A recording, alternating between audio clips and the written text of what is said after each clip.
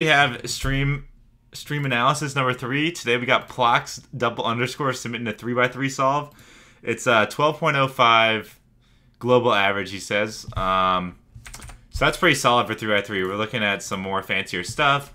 He considers his cross and first pair the best part of the solve, Alg execution and bad turning to be the worst part. 2 years of practicing, that's pretty solid for 12-second average of 2 years is definitely solid. 7 to 14 hours a week, so pretty good amount. Definitely a very important hobby. Hopefully the last... right, okay. So this is PB average of 12 apparently.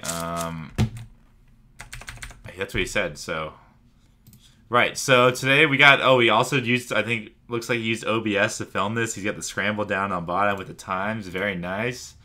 Alright, so just a quick note, just in general, this isn't too bad, but the camera angle is a little low, so it's going to be kind of hard to see the top of the cube, which is going to affect the analysis a little bit, but if you're recording yourself, have the angle a little higher. Ideally, it's like the same angle as your face down to the cube.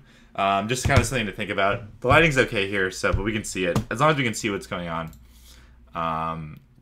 Alright, so here we go, solve 1. Also, there's no sound, which isn't a big deal, obviously, but just in case you guys are wondering. Alright, so first thing I noticed here, so that cross is pretty fast, but I don't like you started with white on F and then did a rotation when I don't think it was that necessary, but okay, it's kind of hard to see some of like it is pretty hard to see, but right there. Okay, so biggest thing on the first solve looked like a pretty smooth F2L. Biggest thing on the first solve is you're a 12-second solver, and you got Y perm. You got Y perm from this angle. What do you mean switch the scene? This is the right scene. Yeah. You got Y perm from this angle. This is not a hard PLO to recognize from this angle. Like, you gotta. I'd work on. I don't know if I'd recommend just like drilling, learning your two. Like, I don't know if you need to drill. Like, oh, I'm gonna do all my PLOs and drill, like learning them from 2 angles. But when you get to PLO, don't look at the back. Don't look at the back for a while. Just practice. Get to PLO and then guess what it is. Like, try and figure out what it is. And then if you're not sure, you can look. But every single time you get to PLO, try and figure out what it is by yourself, because that look at costs you like a lot of time. Like maybe almost half a second. Like, let's see. We get here. So we're going on halftime here. Big look, and then you do the U2, as opposed to just immediately doing U prime, and then doing the alg. So yeah. Still a 10. So yeah, that was a pretty smooth solve. The F2L was really smooth. They had a couple 3-move pairs in there, so. Let's see. We got a cross here. Alright, so. One sec. Oh, this is actually pretty nice. If you guys have the ability to, and you are doing 3x3 at least, you could post the scrambles.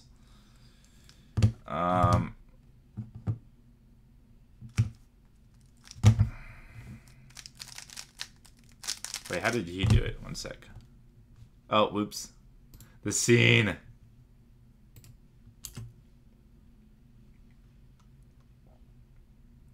It's not too bad of a cross. I just noticed the last 2 crosses you had, you started with white on front, and then did a kind of a natural rotation up to yellow on top, which for those specific crosses wasn't too bad, but I'd recommend just trying a little harder to focus. Well, we'll see what happens in the later solves.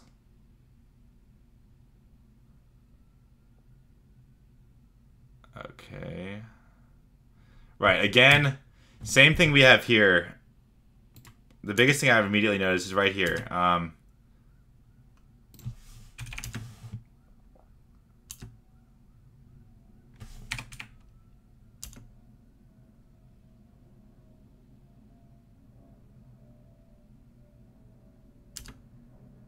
Right there, we have G perm.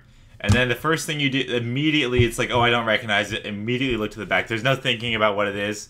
Just straight, you gotta, every single solve, you don't have to know them right now, but you're never gonna learn them if the first thing you do is immediately look. Always, like, you'll learn them a lot faster if you start to guess. Like, this one is a pretty, also, like, not that hard to recognize. Okay, so I can recognize pretty much all of them, just naturally over the years. But, one sec, I'm gonna do the scramble, so I can scramble along with you.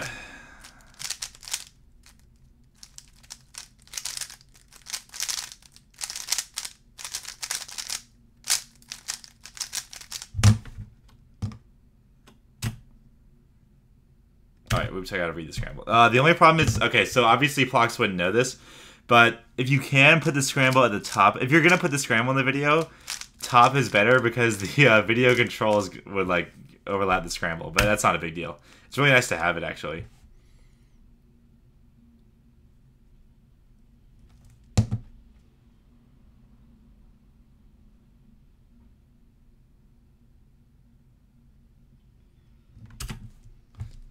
Wait, is this blue one front? Did I scramble wrong? I must have scrambled wrong. Did Plox scramble wrong?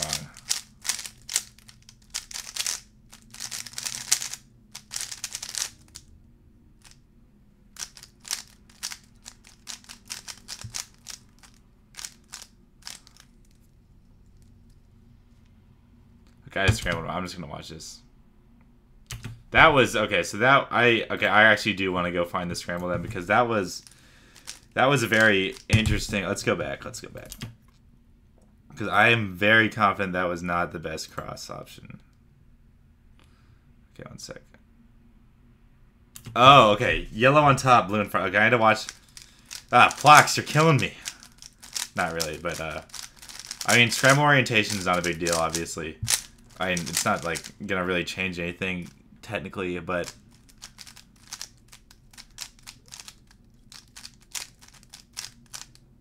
Oh, shoot. Whatever. I'll just have a mirrored case. It's not a big deal. So he starts blue in front here. I do not know.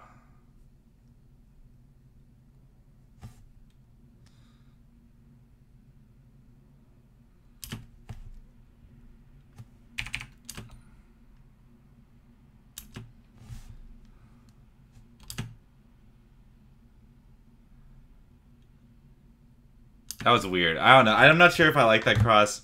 It seemed like you had a plan there. I kind of would, in my, like, here's what I would do in this case.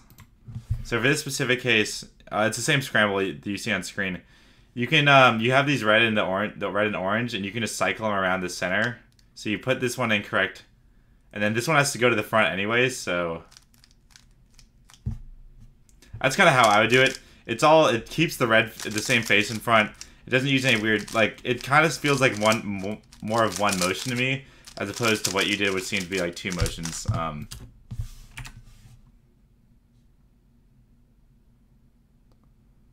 Okay, that was good. I like, you had it, it's a little hard to see from this angle is the only problem. It's kind of a lot of this solving.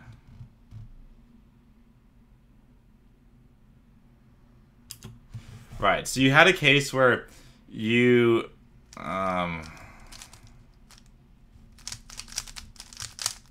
you had this case. Oh, the shades. Okay, well, the scene's right now anyway. So you had this case. So this is a good case. You did it like this, which is okay. But I'd almost recommend, in this case, this is pretty much the pure edge flip on big cubes. So something like this is really nice to know. Also, it's literally the exact same as doing the normal flip for big cubes. So I'd recommend doing it like that. But I like the fact that also it's good you did that last up from the back. I think it was triple sexy from the back. Definitely good, especially at your speed. Definitely something you should be doing is comfortable doing algorithms in the back.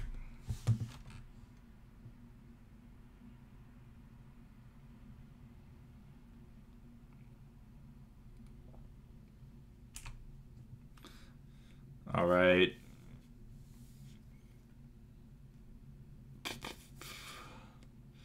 Alright, it's a pretty easy start. There's like only one way to do this cross simply.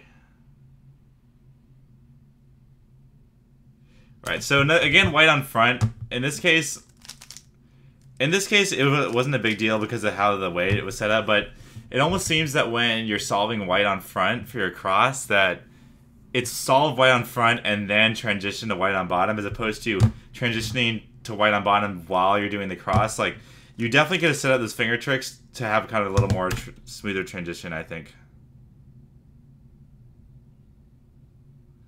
All right, a little bit some uncertainty there. This is fine. This is a good example. So I don't know if this is on purpose or not, but I'll kind of show what is happening here. So Plox has this piece is unsolved, and then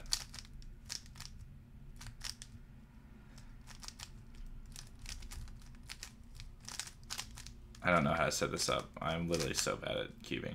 All right, so Plox, pretend this one's solved. So Plox is this right here, and then this is his last pair right here. So you can do this like this. That's one way to do this case, but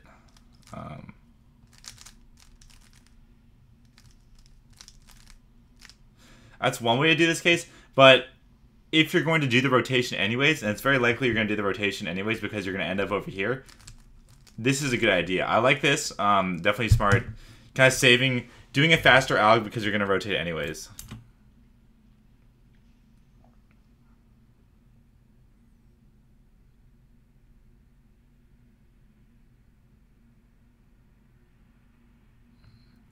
I'd recommend relearning your finger tricks in that E-perm. That was weird.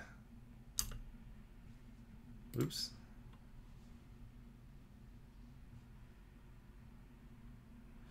So there's a little uncertainty on, okay, so the big thing here, first of all, this is pretty specific, but E-perm, Plox has this, essentially, so you can solve it from this angle right here. This is correct. And you get a U-tube. But he does a U-prime, realizes that he's going to have to go back to solve it from here. But the thing is, if you just do another U-prime, then you get the no AUF case. And you don't have to do an AUF, which is key. Also, you might, like, some of your finger tricks there were a little weird. You might want to go through and think about kind of how you're finger tricking that, because that seemed a little just uncomfortable.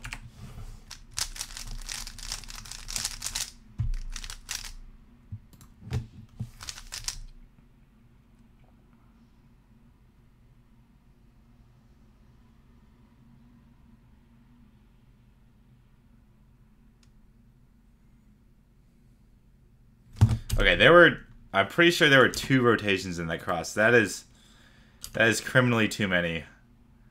One sec, let me go figure out how you started scrambling this.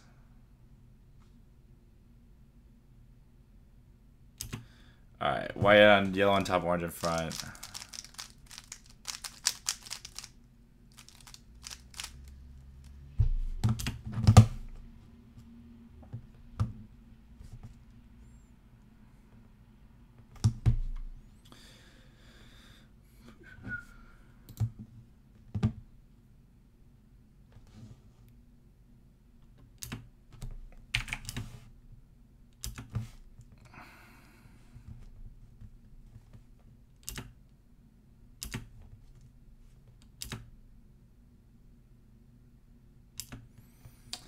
Okay, there was only 1 rotation. I don't know. It was a little. This cross is a little strange. Kind of.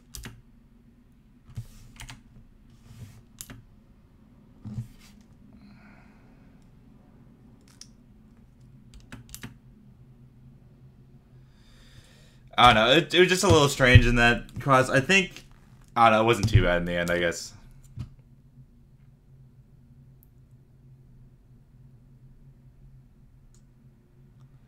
Oh my god, you gotta... The biggest thing I've seen every single solve is the 2 look, is recognizing your PLOs from only 2 angles. Like, even... I mean, you just had a T-perm with the obvious part of the T-perm, like, facing towards you. So you had... So you pretty much had this. Like, I think it was like this. It might have been... No, it might not have been this. It might have been this. But, like, this is, like, clear... Or, I think it was something like... I don't know. It was something like where it was T-perm, which is one of the easier algorithms to learn from 2 angles. Like, really important that you're learning those from 2 angles. Let's see. So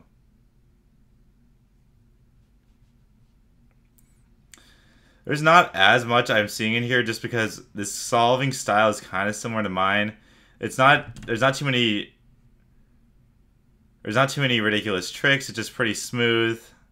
Some unnecessary cube rotations in general seem to be kind of... Unnecessary cube rotations seem to be kind of the problem. Like, I mentioned earlier how you were saving cube rotations, but I've seen in a few instances that you're also kind of wasting cube rotations, because you think you're gonna have to rotate, but then you don't need to rotate afterwards. Also, that was a lot. Like that cross was.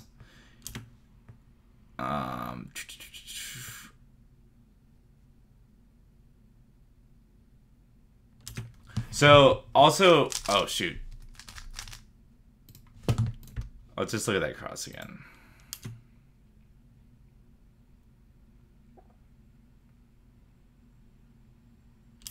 A big thing right here is that this cross ended with an R. Like you're solving cross on front. I think about four like 60% of your scrambles. And I'm not gonna lie, I'm not the master. I'm not very masterful at solving your cross in such a way where you have white on front and then you do wide moves to kind of get white on bottom magically at the end. But it's definitely something that you should be thinking about doing, especially because you seem to be pretty comfortable with white on front. But a lot of times there's a lot more fancier finger tricks using U wides or L wides. Wide moves essentially change the orientation of your cube, obviously, because it's like doing a small move and a cube rotation at the same time. So definitely something you want to start thinking about more with your cross. Don't just limit yourself to outer turns and cube rotations. Actually, these seem pretty nice. PL, I'll skip 12. Ooh.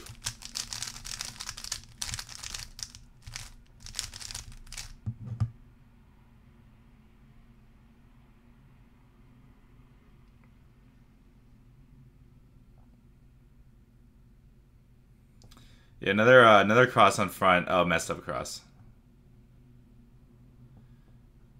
It's a little hard to see what's going on just because I can't see the top of the cube is the problem. That's probably, like, it's actually really difficult to see what F2L cases you're exactly getting because I can't see what's happening on the top of the cube as well. But, alright, so that one is DNF.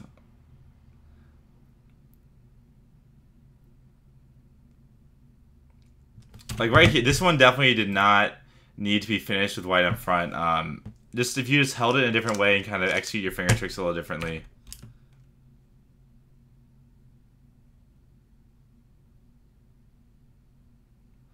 Okay, the biggest thing I've started to notice over all your solves. Let's watch another one. I mean, these all pretty much have a similar issue.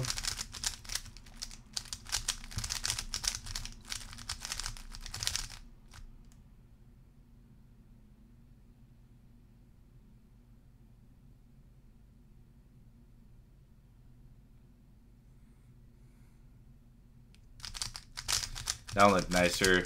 That one looked a little smoother. I'm not sure if the cases were easier or if they just kind of happen to see them faster. But let's see.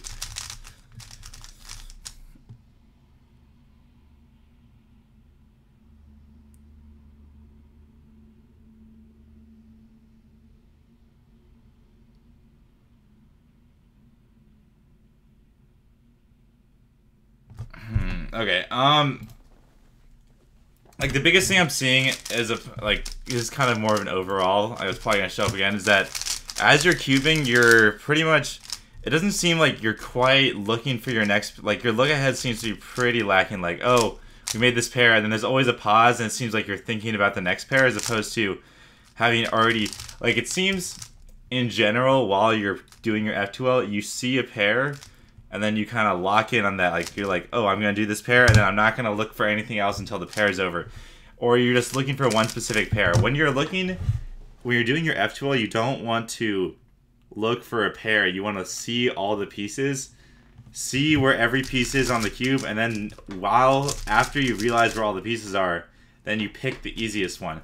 You don't say, oh, there's green and white, or there's green and red, white. The green, red, white. I'm going for that. I'm gonna solve green, red, white. And then I'm going to look for something else. It kind of just seems like you're looking for one piece at a time, while as opposed to kind of seeing the cube as a whole and then being able to do smoother transitions into your next F2L pairs.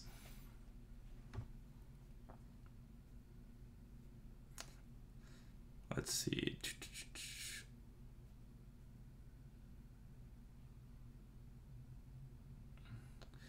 See, right there on that one also seems... That solve actually was another indication of that. You had two F2L pairs, one of which was no AUF and RU onlys, but you saw the other one. and then you immediately did that one, as opposed to you had one pair that was bad in the back and one pair that was good in the front, and the bad in the back pair had a rotation in it as well, but you saw that one first and you did it, as opposed to if you were looking at kind of the cube as a whole, you would have seen them both and then clearly seen that the other one was a lot faster.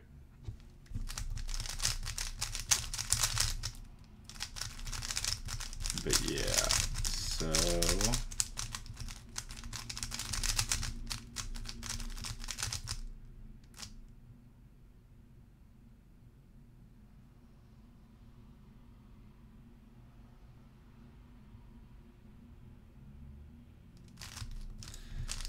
I'm actually kind of curious. Okay, so overall, I'm actually pretty curious. The biggest thing I'm curious is what % of your solve is spent staring at OLL and PLL. Because, I mean, the most obvious things I noticed were, straight from the get-go, PLL, two-sided PLL recognition does not exist in these solves. You really need to, it's not like something that you're going to pick up overnight, and it's not something that you really need to pick up overnight.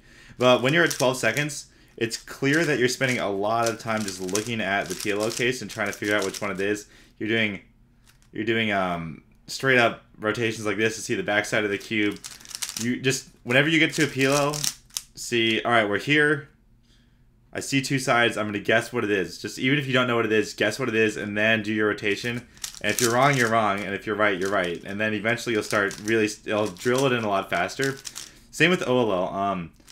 OLL, I'm surprised, is a little better. It's easier to recognize your OLLs because there's so many pieces that'll chip you off, but you're still doing a lot of this looking at the back to kind of catch your OLLs. Maybe in the ones you're not as used to. Just get used to when you're in your last layer, seeing the case, don't do any rotations or see anything else, and then doing the algorithm immediately. You're spending a lot of breaks on your last layer is suffering a lot because of that. For your cross, the biggest thing about cross is that you're solving cross on F like every single time. Probably 9 or 10 of those solves, you finish with cross essentially on F, and then you kind of do this rotation. It's definitely not necessary to solve cross on F 9 times out of the solve. Like maybe once or twice you're going to get a solve that's really easy with cross on F, and then you're going to sacrifice that for the rotation, but this is certainly not the case every single time.